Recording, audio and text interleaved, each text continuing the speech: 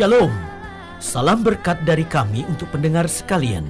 Saat ini, pendengar akan diberkati dengan program Hari Ini Harinya Tuhan. Sebuah pembahasan Alkitab secara sistematis di mana kita diingatkan tentang kasih setia Tuhan yang tidak terbatas dalam memahami kekurangan dan kebodohan manusia untuk menjadikan kita sebagai kawan sekerja Allah. Bersama hambanya, Pendeta Gilbert Lumendong.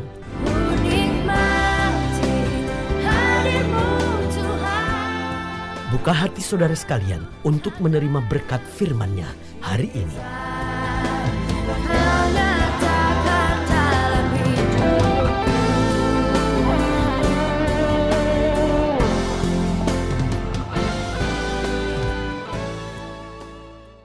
Haleluya, haleluya, haleluya. Salam jumpa pendengar yang diberkati Tuhan. Satu sukacita tersendiri kembali bagi saya Gilbert Lumendong untuk ada di antara pendengar sekalian dalam program kita Hari Ini Harinya Tuhan. Nah, saudara gue yang kasih dalam Tuhan, betapa kita sudah diberkati lewat program Hari Ini Harinya Tuhan ini. Nah, saudara gue yang kasih dalam Tuhan, hari ini saya secara khusus mau menyapa saudara sekalian karena hari ini adalah hari Natal. Saudara gue yang kekasih dalam Tuhan, apapun yang saudara sedang rasakan hari ini, mungkin sebagian saudara berkata, aduh pendeta, saya sedang bahagia sekali di hari Natal ini. Atau mungkin sebagian saudara berkata, pendeta, bagaimana saya bisa berbahagia, saya baru kehilangan orang yang saya kasihi. Atau mungkin saudara berkata, bayangkan Natal ini suami saya nggak pulang. Atau sebagian saudara berkata, Natal ini anak-anak saya baru tahu dia pakai narkoba. Atau apapun kesedihan saudara berkata, aduh keadaan ekonomi rumah tangga kami sedang sangat buruk. Atau sebagian berkata, ya pendeta, ini Natal tapi sebetulnya jiwa saya sedang menjerit, saya nggak bisa kumpul bersama keluarga saya sedang hidup dengan jalan yang benar-benar jauh dari Tuhan. Nah, saudaraku yang kasih dalam Tuhan, saya percaya tidak kebetulan sudah mendengarkan program ini, dan izinkan hari yang spesial ini saya mewakili keluarga saya juga, atas nama keluarga saya, istri saya Renda dan ketiga anak saya Garen, Sela dan Gravens, serta seluruh pendukung acara dari program Hari Ini Harinya Tuhan ini mengucapkan selamat Hari Natal buat setiap saudara. Doa kami apapun yang sedang terjadi dalam Natal ini, tetapi ingat, what is Christmas? Christmas is Emmanuel. Apa itu Natal? Natal adalah Immanuel, Allah beserta kita. Kalau Allah beserta kita, apa sih yang harus kita takut? Kalau Allah beserta kita, kenapa sih kita harus khawatir? Kalau Allah beserta kita, kenapa sih kita harus panik? Betul, mungkin apa yang terjadi tidak seperti yang kita harapkan, tetapi janji Tuhan ya dan amin. Tidak kebetulan sudah mendengarkan program ini. Itu sebabnya saya secara khusus menghimbau setiap saudara untuk bangkit dan mengimani janji Tuhan. Karena di hari Natal ini saya percaya ada berkat spesial khusus yang dicurahkan bagi setiap orang yang mengimani janji-janji Tuhan.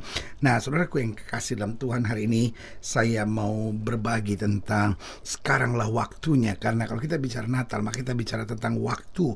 Karena Natal memiliki 3 dimensi waktu.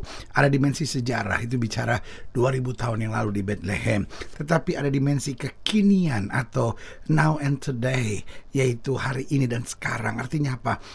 Natal masih berdampak buat hidup saya hari ini. Karena dengan Natal saya kuat, dengan Natal saya sukacita, dengan Natal saya punya kepastian, dengan Natal saya tahu Tuhan beserta dengan saya. Tetapi yang paling penting juga, Natal memiliki dimensi waktu masa depan.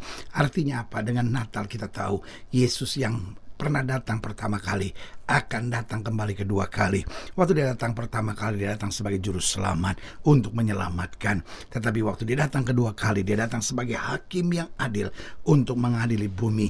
Dan pada saat itu berlaku hukum kata Alkitab, setiap lutut akan bertelut, setiap lidah akan mengaku bahwa Yesus Kristus itu Tuhan. Jadi kalau Natal kita rayakan hari ini, maka saya beri judul khotbah saya hari ini, sekaranglah waktunya. Waktu apa?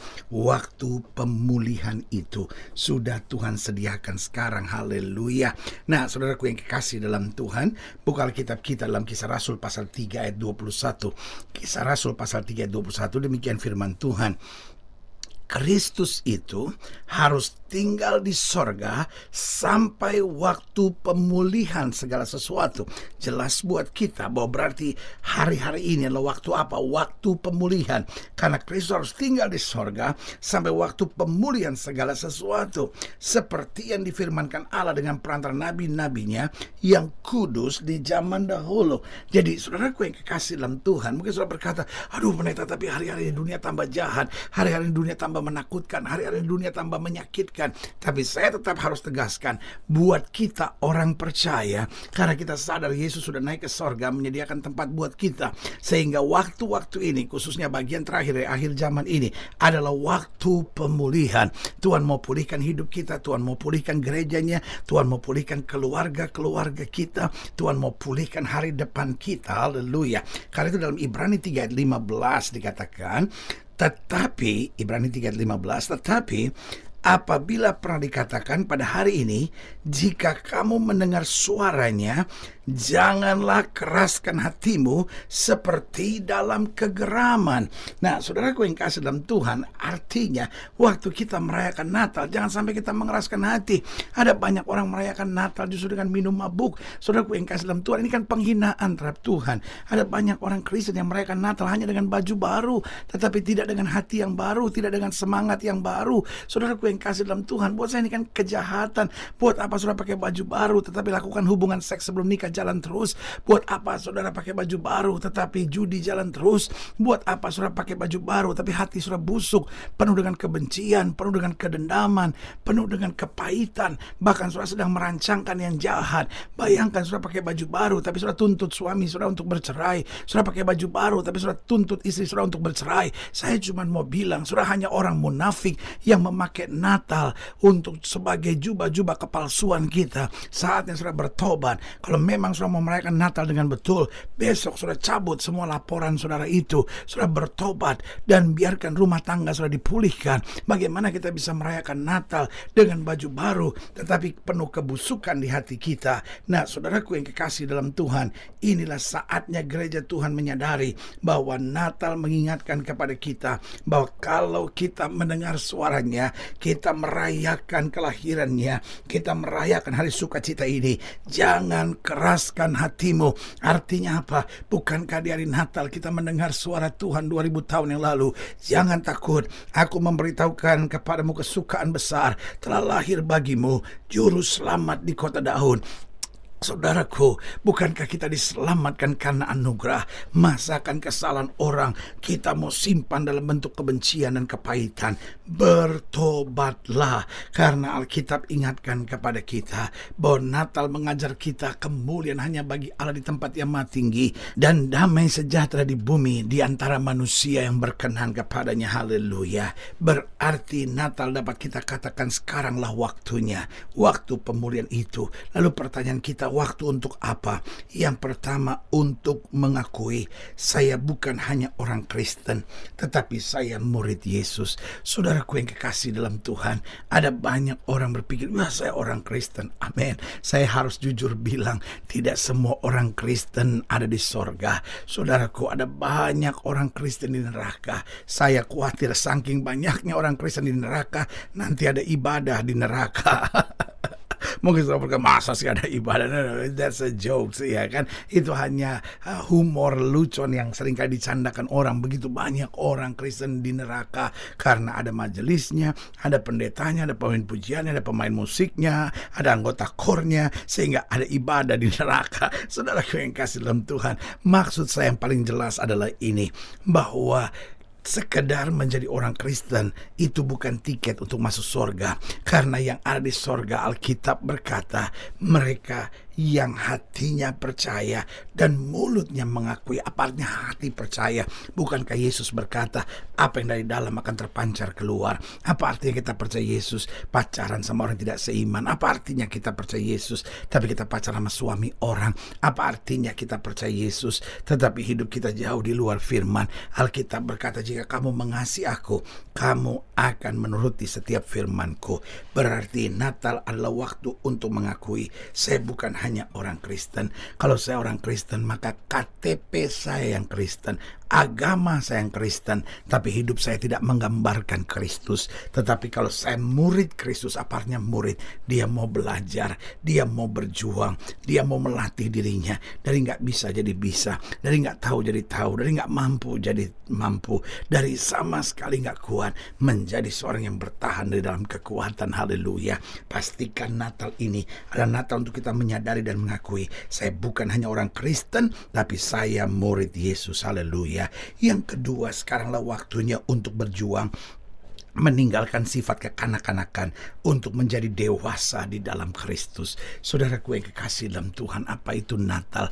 Natal adalah mengajar kepada kita Kristus datang turun dari keberadaan sebagai Allah menjadi sama dengan manusia, mengambil rupa seorang bayi yang dilahirkan di Bethlehem. Tetapi kemudian bayi ini menjadi besar dan akhirnya pada saatnya dia naik ke surga, dan pada ujung-ujungnya dia akan datang kembali. Nah, inilah namanya proses kehidupan. Bukankah kita juga sama? Kita yang baru bertobat, kita bayi. Alkitab berkata susulah yang menjadi makananmu. Tetapi ketika kita menjadi dewasa, Paulus bilang, ketika aku kanak-kanak, aku berpikir seperti kanak-kanak, aku merasa seperti kanak-kanak, aku bersikap seperti kanak-kanak. Tapi setelah dewasa, aku meninggalkan sifat kekanak-kanakan itu. Berarti sekaranglah waktunya, waktu kita merayakan Natal. Puaskah kita bahwa kita hanya bayi-bayi rohani, ataukah kita mau berjuang untuk menjadi semakin dewasa dalam Kristus, menjadi seorang yang bertanggung jawab, menjadi seorang yang berani berkorban, menjadi seorang yang bukan hanya mau menerima tapi juga memberi. Maka selalu saya bilang menjadi dewasa berarti merubah paradigma di menjadi me, dari dikasih menjadi mengasihi, dari diperhatikan menjadi memperhatikan, dari segala sesuatu yang hanya dibujuk, ya kan, dikelonin, ya kan, dikasihi, ya kan, tapi sekarang berubah menjadi seorang yang bertanggung jawab, berbuat sesuatu, dan lewat hidupnya kemuliaan Tuhan boleh dinyatakan. Berarti saudaraku yang kekasih dalam Tuhan, Natal mengajar kepada kita sekaranglah waktunya untuk kita mengakui saya bukan hanya orang Kristen, tapi saya murid Yesus. Yang kedua, Natal adalah waktunya, sekaranglah waktunya untuk berjuang, meninggalkan sifat kekanak-kanakan dan menjadi dewasa di dalam Kristus. Dan yang ketiga, Natal sekaranglah waktunya untuk meninggalkan mental penakut dan pengecut, tetapi berjuang untuk menjadi seorang yang pemberani. Karena seorang yang penakut dan pengecut ujung-ujungnya menjadi pengkhianat, tetapi seorang yang pemberani akan menjadi pahlawan. Saudaraku yang kasih dalam Tuhan, begitu banyak orang pengecut yang kemudian akhirnya jadi pengkhianat. Ada masalah sedikit keluar dari gereja, jelek-jelekin pendeta, jelek-jelekin ini, ngerusak ini, ngancurin ini, lalu ngungkit-ngungkit, itu kan karpet gereja saya yang bayar, itu kan gorden gereja saya yang bayar, itu kan mimbar gereja saya yang bayar, itu kan sumbangan gereja saya yang bayar, itu kan dasi pendeta saya yang beliin. Saudaraku yang kasih dalam Tuhan, orang kayak begitu kan buat saya hanya seorang pengkhianat. Bukankah begitu banyak berkat Tuhan dalam hidupnya?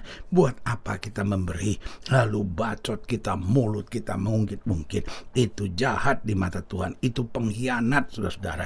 Tapi siapa itu seorang pahlawan? Pahlawan adalah seorang yang memberi tanpa orang lain ketahui. Dia korban tanpa orang lain perlu tahu dan tidak perlu membangkit-bangkit. Istri, jadilah seorang pahlawan. Jangan sebentar-bentar mama udah ngandung kamu 9 bulan. Suami dulu waktu susah aku sama-sama kamu. Orang yang suka ungkit-ungkit begitu buat saya mentalnya pengecut, penakut, dan pengkhianat. Tetapi orang yang berani berkorban dan tetap tersenyum karena buat dia sederhana. Kalau saya menabur dengan benar, pasti Tuhan yang akan memberkati saya berkelimpahan. Itulah mental seorang pahlawan. Keluarga kita sedang membutuhkan suami yang siap jadi pahlawan, istri yang siap jadi pahlawan, orang-orang muda yang siap jadi pahlawan. Gereja kita membutuhkan orang-orang yang punya mental pahlawan. Di bangsa negara kita terlalu banyak pengkhianat.